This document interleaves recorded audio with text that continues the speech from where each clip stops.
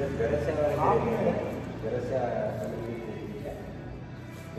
दोनों एक ही है क्या अलग अलग एक ही है? ಗೋವಿಂದ ಗುರು ಅವರು ಮಾನ್ಗಡ ಬ್ರಿಟಿಷರ ಕಾಲದಲ್ಲಿ ಹೋರಾಟ ಮಾಡಿದ ಬಂಜಾರ ಮೂಲದವರು. ಅವರ ಧ್ವನಿ ಪರಿಸರ ಆರಾಧನೆ ಮಾಡೋಂಥ ಬೆಂಕಿ ಹಾಕಿ ಚರ್ಚೆಯನ್ನು ಏರ್ಪಡಿಸ್ಕೊಂಡು ಅವರು ಸಂಘಟನೆ ಮಾಡ್ತಿದ್ದ ಸ್ಥಳ. ಇಲ್ಲಿ ಮಧ್ಯದಲ್ಲಿ ರಾಜಸ್ಥಾನ್, ಆ ಕಡೆ ಗುಜರಾತ್ ಇದೆ, ಮಧ್ಯದಲ್ಲಿದೆ. ಇದು ಬೆಟ್ಟದ ಮೇಲೆ.